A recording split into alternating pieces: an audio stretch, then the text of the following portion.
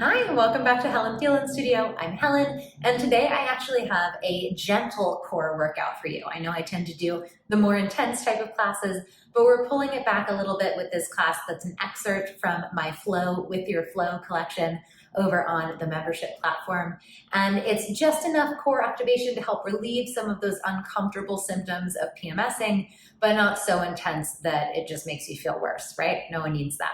So if you enjoy this class, please subscribe and like, comment below to let me know that you took it, and maybe send it to someone who you think might need it in the nicest possible way. All right, have a good time. I hope you feel better, and I'll see you on the mat. Welcome back to Helen Phelan Studio. Today is a gentle core workout for PMS and bloat and discomfort, all that stuff, that fun stuff that happens at the very beginning of your period. And I just want to say before we get started, there are definitely days when I just want to veg and I want to do nothing, and I think it's really important to honor those days. Those days are just as important as the days that you come in and really kill it on the mat.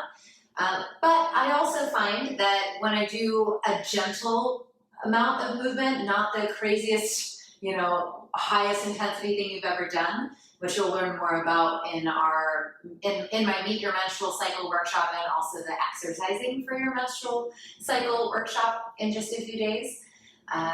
However, these gentle moves are just enough core activation to get things moving along, to maybe aid your digestion a little bit and get you feeling a little less.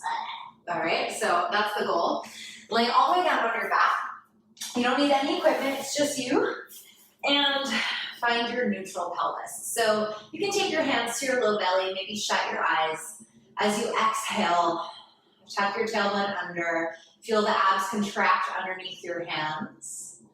And then inhale, release it back to neutral. We're gonna take that little tiny pelvic curl, pelvic tuck just a few more times.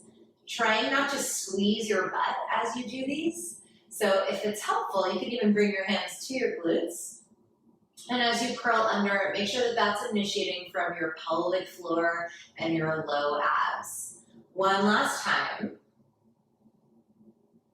Locating your neutral pelvis halfway between that tuck and the arch so that your pubic bone and your hip points are nice and level. And you'll lift the legs up to a tabletop position. So just a super simple toe tap, one of our most fundamental movements.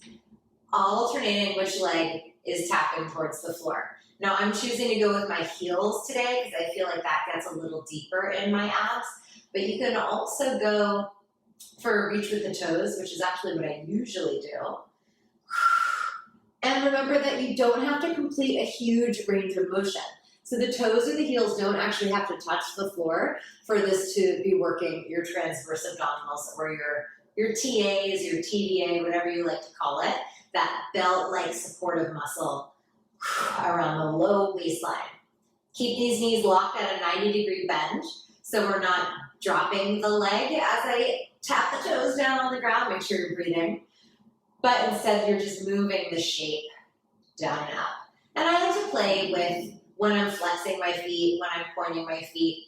Neither one is correct or wrong. Definitely up to you. Make a personal choice. I will say sometimes if you're super grippy in the front of the leg, maybe flexing your foot is not the way to go because you'll notice that it makes you a little bit more tense to the front of your leg. So you can play with that, make it work for you. And let's just do one more on either side. All right, tabletop those legs. So I promise we'll keep this on the simpler side because I know we're not, dying to do crazy advanced choreography when we're on our period. But we're going to take the right leg down to the tap that we just did. And as you lift it up, let's point the left leg out in front of you. So it's just one toe tap and the left leg reaching out. So a little bit of coordination. Working to keep the rib cage anchored down to the floor. Tap down, inhale, reach it out, exhale. And you can definitely bring that top leg closer into your chest as long as you're not tucking your tailbone under. So keep your neutral pelvis. We're here for 3, 2. This next one, I want you to hold the left leg out. So straighten your left leg out in front of you. If you want more support, this right foot stays on the ground. You're gonna take your heel, tap it down to the floor, and lift it back up to that float.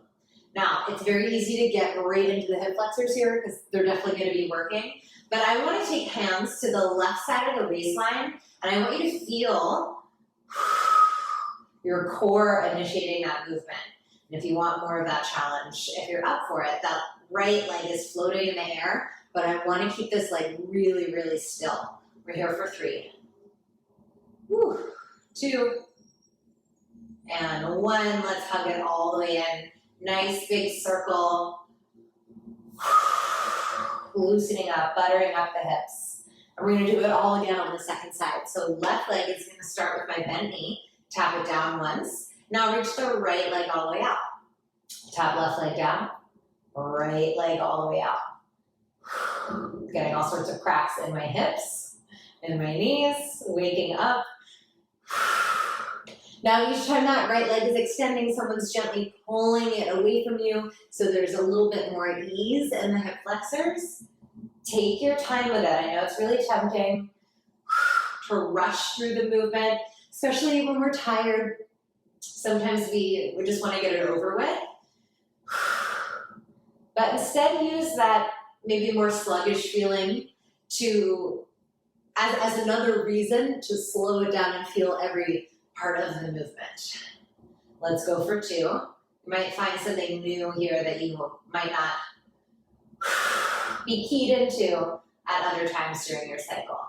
Let's extend that right leg out. Option to place this left leg on the ground. Bring your hands over here to the inside of that right hip. So there's my hip bone here, just placing my hands right to the inside. And I want you to just make sure that you're focusing internally. You can feel those muscles contracting as you lift the right leg up. A little more challenge, remember, is with that left leg up in the air. Either way, I want your hips to be really level. I want your ribs to be heavy on the ground. And I want to try and be stretching out through that right leg, remaining soft at the shoulders. One last time. And hug it all the way in. Once again, little circles swirling around at the hip. You're going to place your feet on the ground. We're going to move this into a bridge using those same variations. So you're going to curl your tailbone under, feel your body roll through the floor and up to a bridge. See if you can get your hips higher than your rib cage. So I don't want to be an arch of my back. It's not a yoga heart opener. It is a glute activator and very much still a core exercise. Rolling it back down. So I want you to think of that as a massage for your spine, especially if you've been feeling some low back pain in the last few days. Massage it right down through the floor. Try to keep those hands walking away from your shoulders so you're not covering up your neck and you're never putting any weight in your cervical spine, in your neck. The weight goes into your shoulders so our neck stays happy and safe. All right, we have 2 more. Now, I really want you to think about initiating the bridge with your core. So don't squeeze your butt right away. Think curl under, hug the abs in, then utilize the glutes to help you lift up. One more time like that.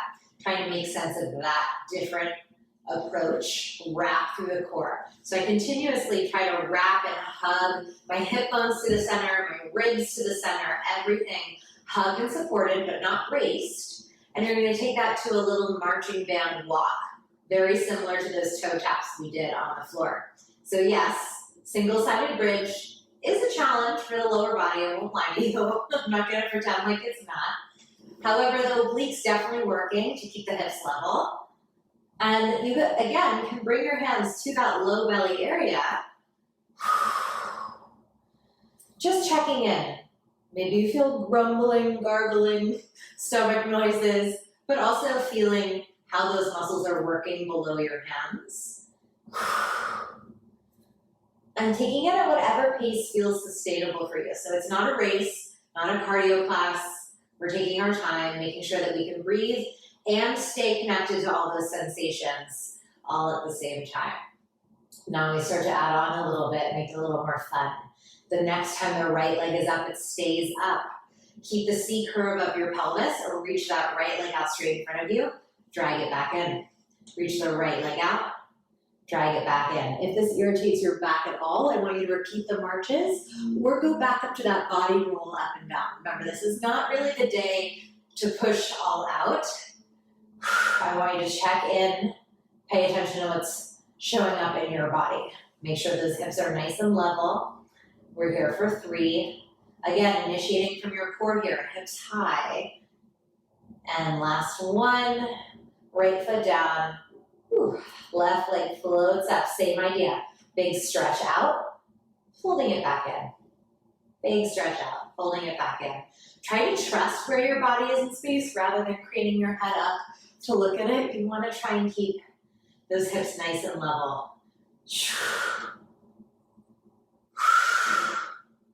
Let's go 2. And 1, bring it all the way in. Feet to the floor, body roll it down.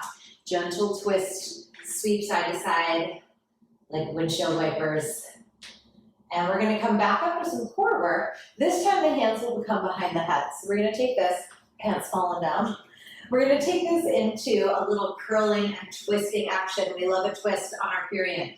Hands are heavy, our head is heavy in the hands. You're gonna curl up, lifting the legs up to your tabletop position, squeezing the inner thighs together. Now, twist to the right only and lower your head and chest down. I'm gonna twist to that right side every single time. Zeroing in on those right obliques, just like we did with that single-sided work. Exhale, big curl up. Head is very heavy in the hands, so there's no strain in the neck. Make sure both butts are on the ground. Last 2. All that changes after this next one, or on this next one, is you add the opposite leg reach. So very familiar action. All we're doing is giving ourselves a little extra rotation, but the leg movements, essentially still the same. Take your time with it. Twisting is one of the best feelings, stimulating blood flow through the abdomen, which can help with some of that tension and discomfort. Yoga philosophy also says it's massaging your organs. So you can take that or leave that. And one more time, hold your curl. Now it gets fancy again. You're going to switch it out, come to the center. I'm focusing center, but my legs change. Twist back to the right, extend that left leg. Come to the center, reach your right leg out. Twist into it, reach out to the left. So it's like a crisscross, it's like a bicycle crunch, but I'm only twisting right and center. I know, like I said earlier, brain fog is real. So if you're feeling like the coordination's not happening today, skip the twist, just focus to the center and change out the legs. That is also totally a great option. Last 3. 2, and 1. Bring it back in once again. Release the head. That's why I like to work in those layers. So you can keep the neck loose so that you get confident with the choreography and it just feels a little bit more manageable than if I just threw something fancy at you. Hands, or knees, sorry, on top of the hips. Let's go right back into side 2. So curl up, upper body twist, back down. Totally normal if you're feeling different from right to left. Our bodies are not symmetrical, and our bodies definitely feel different at this time of month as well. So maybe you're not able to get quite as much twist as you feel like you usually are. Maybe you're feeling more tension, maybe you're ovulating on one side. Depends where you are when you decide to come into this class. Let's add in that opposite leg stretch. So I curl, twist left, and extend the right leg out. Inhale, bring it back in. Wherever you are in your cycle, just remembering that it's a way for you to understand your body better, to track all this. It's not meant to be limiting. It's not meant to make you feel like you can't do certain things.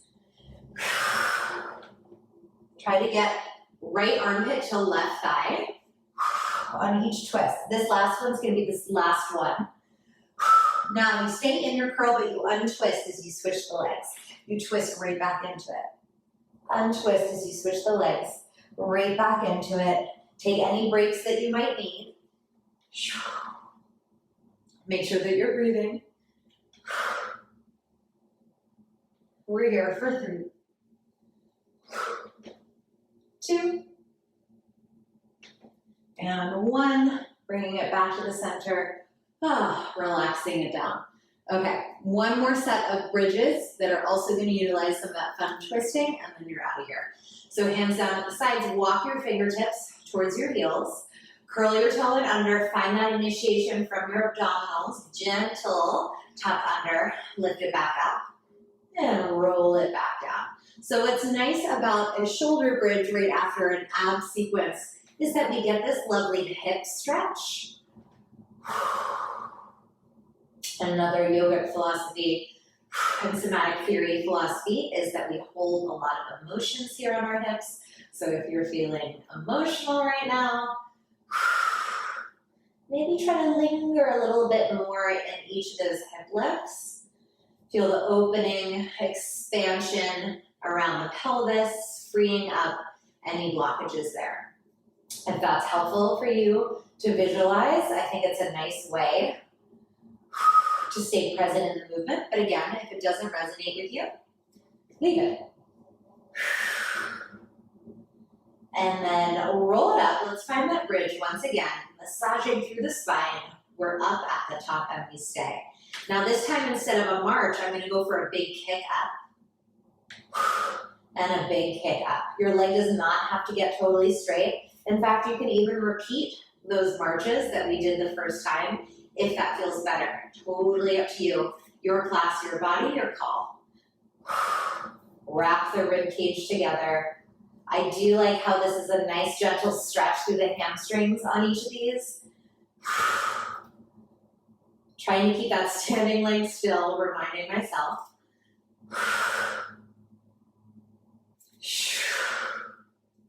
Now, right leg is going to extend up. Bend the right knee in, thread it underneath your left ankle. We did this one a few weeks ago. And then reach it back up. Let's stay on this same side. Right toes thread behind the left ankle. I'm rotating. I feel both a stretch and a strength through this side. I lift it back up. Let's keep going. Again, if it bothers your back, I want you to skip this part. Maybe pause into a stretch or repeat what we were doing before.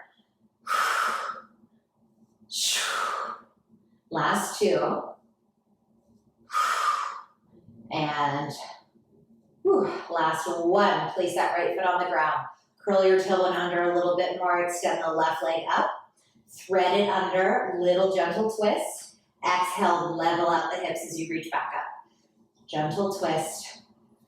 Watch my standing knee. So I know it's tempting to do this, open it up, but try to engage through the inner thigh of that standing leg.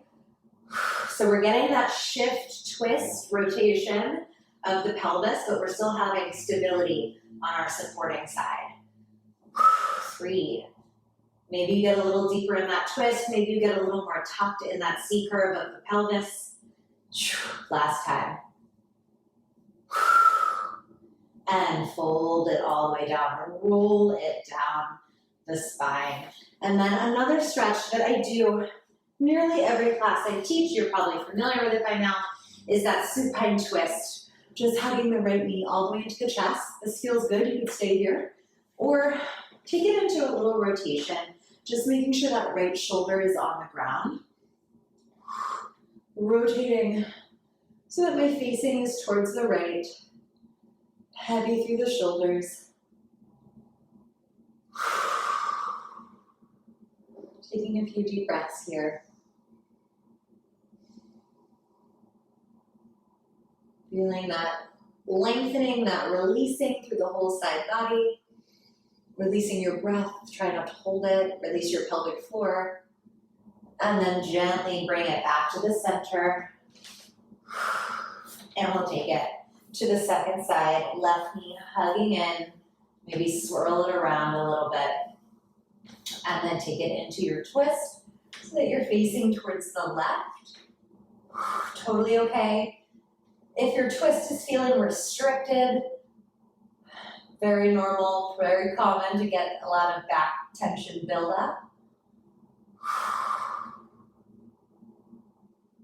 So just remembering that wherever your body is today is okay. You gave exactly the right amount of effort for where you are. No regrets. And then we extend it back to the center. Just give yourself a little figure eight, rocking your pelvis in an infinity sign on the floor, reverse it the other way. And you can either rest here or take a few more deep breaths, just sort of chill and relax into it, or roll to your side, press off the hand, and come back to an upright position. And there you have it. That was just a quick little gentle core workout. I'm going to be posting some more of these throughout the month, so I'm excited to hear how they feel for you. And of course, we're not all starting in the very same part of our cycle, so I would love if you drop below in the comments if you feel comfortable. Tell me where you are when you start this challenge, this month-long challenge, and how it feels at the end of it. Will be a nice way to bookend this work and check in with each other. See you in our next class.